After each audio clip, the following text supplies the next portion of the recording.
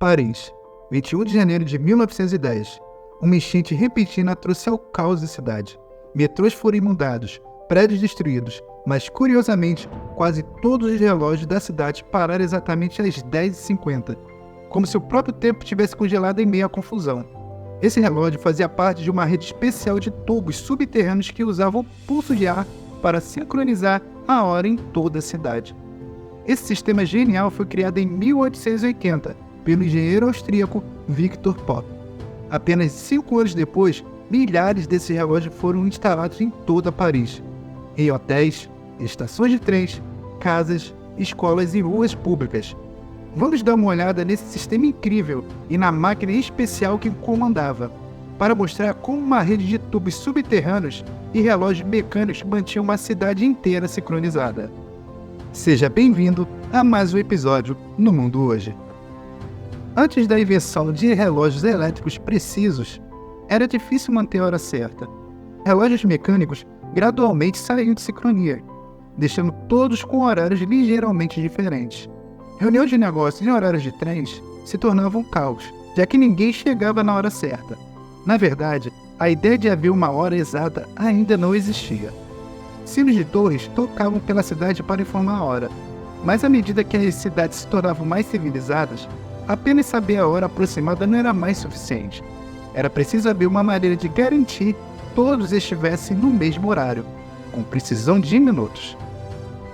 A ideia era ter um relógio mestre no centro de Paris, que enviasse um pulso a cada minuto para sincronizar todos os relógios da cidade.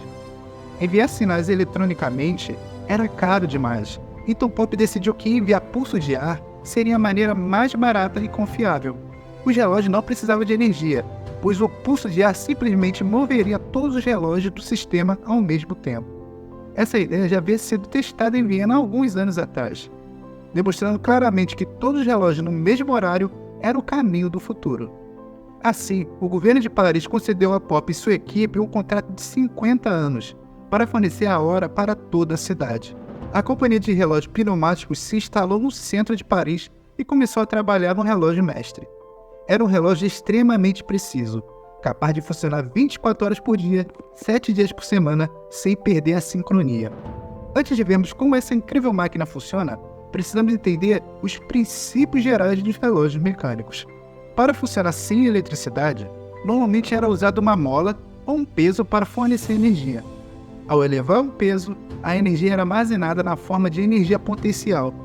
Quando era liberada, a gravidade o puxa para baixo e a roda gira. É claro que o relógio que parasse após alguns segundos seria inútil.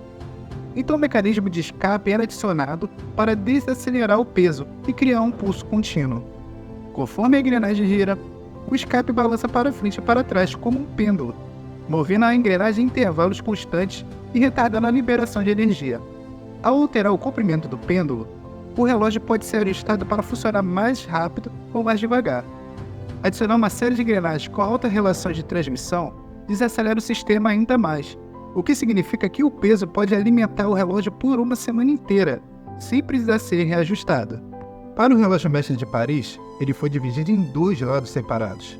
Do lado esquerdo, havia um relógio de pêndulo padrão que movia os ponteiros das horas, minutos e segundos. O relógio do lado direito era basicamente um cronômetro que controlava quando liberar carregadas de ar comprimido na rede de relógios. Mas o que mantinha o relógio mestre sincronizado? No Observatório de Paris, havia um outro relógio super preciso que era atualizado diariamente usando observações de estrelas de planetas. Um zelador do tempo atualizava o relógio mestre se necessário, usando o relógio do observatório como referência. Para sincronizar todos os relógios de Paris, o relógio mestre precisava ser extremamente preciso.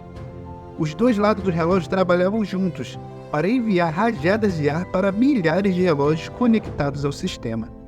No início de cada minuto, o relógio do lado esquerdo começava a contagem regressiva, enquanto o relógio do lado direito ficava travando no lugar por uma alavanca.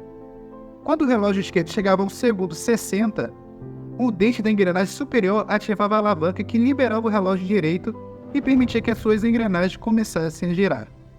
Em vez de um escape para limitar a velocidade, o relógio direito tinha um simples ventilador que usava o seu próprio arrasto para desacelerar as engrenagens. Isso permitia que o relógio funcionasse por cerca de 20 segundos até que a alavanca travasse novamente. Quando as engrenagens giravam, uma haste presa para uma das engrenagens principais era ativada. Isso abriria uma válvula que permitia que o ar comprimido fluísse para o tubo de distribuição. A válvula permanecia aberta durante os primeiros 20 segundos de cada minuto e fechava pelos 40 segundos restantes. Isso criava um período de 20 segundos a cada minuto em que o ar podia fluir para todos os relógios da rede.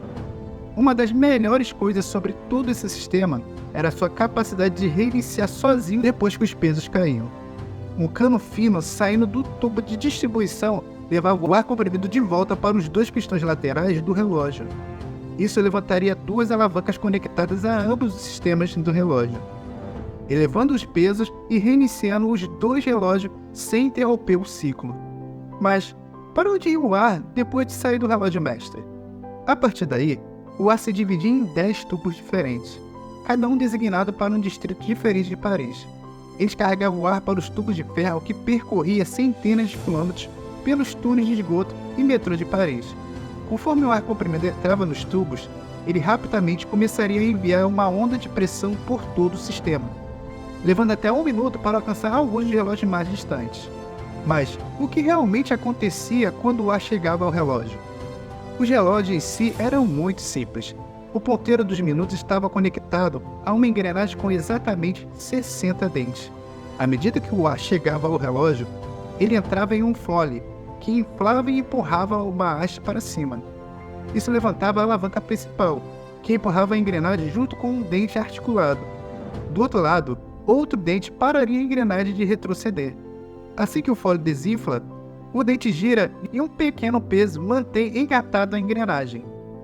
Esse mecanismo inteligente significava que uma inflação completa de fole sempre empurraria a engrenagem para frente em exatamente 1 minuto. O ponteiro das horas estava conectado à engrenagem dos minutos, usando uma proporção de 1 para 12, o que significa que o ponteiro dos minutos completaria 12 rotações no tempo em que o ponteiro das horas levava para completar uma. O que era ótimo sobre esse sistema é que ele não era apenas para relógios públicos de rua ou estação de trem. Qualquer pessoa podia ter esses relógios instalados em sua casa por uma taxa de assinatura de apenas 30 centavos por dia, em valores atuais. Apesar de ter sido danificado na grande enchente de 1910, esse incrível sistema continuou a funcionar por quase 50 anos e terminou em 1927, quando os relógios eletrônicos precisos eram bons o suficiente para marcar o tempo. Hoje em dia, esses relógios já não são mais encontrados nas ruas de Paris, mas vestígios de onde eles estiveram podem ser encontrados por toda a cidade. Bem, espero que você tenha gostado desse vídeo. Não se esqueça de curtir, se inscrever, compartilhar e acionar os sininhos para receber notificações de novos vídeos. Caso você tenha alguma crítica, sugestão ou tema para o canal, não se esqueça de deixar nos comentários. E até a próxima!